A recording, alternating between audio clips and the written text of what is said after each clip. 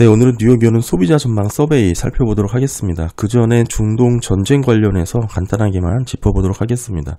최근 흐름 보시면 중동 지정학 리스크가 완화되고 있는 상황이 나타나고 있죠. 물론 전쟁이 계속되고 있긴 하지만 사실 이 국제유가 흐름을 보시게 되면 중동 이슈는 국제유가 흐름으로 이어지고 이 국제유가로 인해서 금융시장에 영향을 미치기 때문에 그렇습니다. 사실 처음 이스라엘과 이란 전쟁이 시작할 때만 하더라도 이번에는 전쟁 양상이 다르다. 따라서 국제유가가 100불, 심지어 130불까지도 간다. 이런 얘기가 많이 나왔는데요. 흐름 보시면 80불을 넘기지 못하고 75불 안에서 유지가 되고 있는 모습입니다. 지금은 70불대까지도 떨어져 있는 모습이죠. 한때 68불까지도 떨어졌던 흐름이 나왔었고요. 사실 이전만 하더라도 즉 중동 리스크가 불거지기 직전이죠. 오펙 플러스의 증산이 있었고 글로벌 수요가 전반적으로 둔화되는 그림이었잖아요. 여기에 미국과 이란과 핵 협상을 앞두고 있는 시점이었기 때문에 국제유가 약세 흐름이 지속되던 상황이었습니다. 이러다가 전쟁 발발 후 나타났던 국제유가의 흐름입니다. 결국 유가 상승이 구조적으로 100불을 오랜 기간 넘어서는 그런 문제가 아니라면 물가에 미치는 영향은 제한적일 수밖에 없다.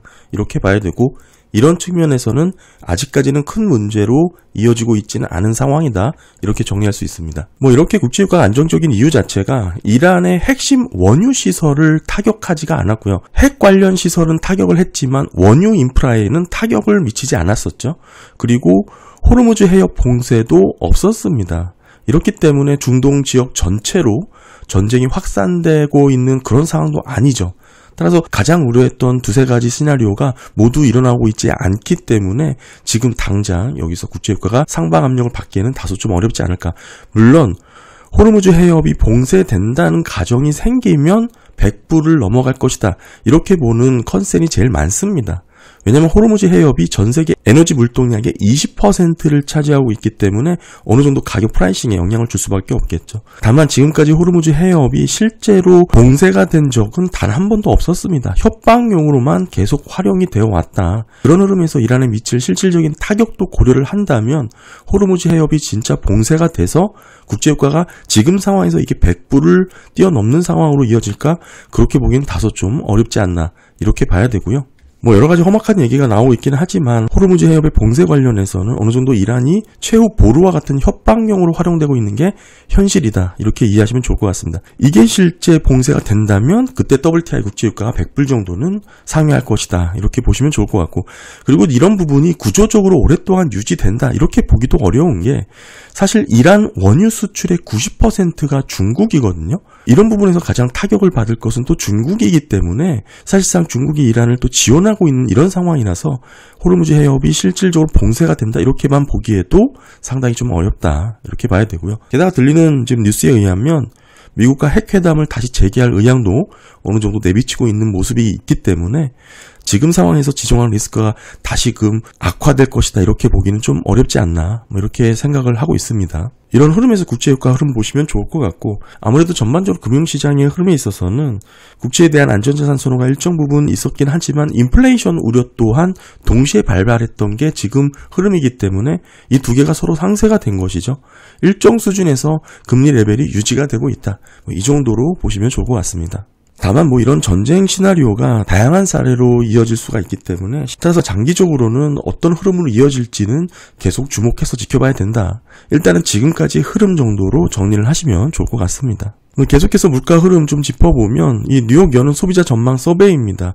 이 기대 인플레이션은 전쟁 발발 전에 나왔던 결과고요. 1년 후 기대 인플레이션이 0.4%포인트가 떨어져서 3.2, 3년은 3%, 5년은 2.6을 기록했습니다. 큰 흐름에서 기대 인플레이션이 치솟는 그런 우려되는 모습은 아니다. 이렇게 볼 수가 있고요. 더불어서 가계 예상 소득 성장률은 지난달 대비 0.09포인트가 증가를 해서 2.7을 기록을 했습니다. 쭉 떨어졌다 해서 살짝 반등을 한 것이죠. 지난달이 2.6%였는데 이 수치가 21년 4월 이후 최저치를 기록한 수치입니다. 따라서 여기서 소폭 반등하는 모습이 나왔다. 이렇게 봐야 되고요. 1년 평균치가 2.97, 집계 이후 전체 평균이 2.79니까 이보다도 낮은 상황입니다. 전체 평균에는 가장 최악이라는 인플레이션 부분이 포함된 결과이기 때문에 상당히 낮은 수준의 예상소득 성장률을 보이고 있다. 이렇게 보시면 될 것 같고요. 그리고 직장을 잃게 되면 향후 3개월 이내에 새 일자리를 구할 수 있는 평균 확률입니다. 50.74로 지난달 49.23에 비해서 1.51%포인트가 상승을 했습니다. 3개월 연속 하락을 하다가 반등을 한 그런 부분이고요. 사실상 지난달 49.23이죠. 여기입니다. 이 위치가 팬데믹을 빼고 보면 2014년 5월 이후 최저치를 기록한 수치니까 이만큼 떨어졌다가 일정 수준 반등했다. 이렇게 볼 수가 있겠죠. 물론 지난달 대비 반등하긴 했으나 지금 해고시 3개월 내 직장을 찾을 가능성이 계속 낮아지고 있는 추세는 확인되고 있습니다. 그러다 보니까 실업기간의 평균이 계속 증가 추세인데 물론 이 데이터도 지난달 대비 줄긴 했습니다. 그러나 증가 추세는 유지가 되고 있는 그런 모습이 이어지고 있고요. 더불어서 향후 12개월 동안 비자발적으로 직장을 잃을 평균 확률이죠. 5월달 14.83%로 직전달 15.29에 비해서 마이너스 0.46%포인트가 감소했습니다. 그렇긴 하지만 12개월 평균이 13.95, 집계 이후 2013년 6월 이후 평균이 14.13%니까 이보다는 높은 수준을 보여주고 있고요. 변동성을 보이면서 꾸준히 증가하고 있는 추세를 보여주고 있습니다. 보시면 22년 2월 바닥을 기록한 이후에 뚜렷하게 증가 추세의 모습이 이어지고 있죠. 이런 그림이기 때문에 가계에서 실업에 대한 불안감이 늘어나고 있다. 물론 직전달 대비 소폭 줄긴 했으나 큰 의미 있는 변화라고 보기는 조금 어렵습니다. 네, 그리고 향후 12개월 동안 자발적으로 직장을 그만둘 평균 확률인데요.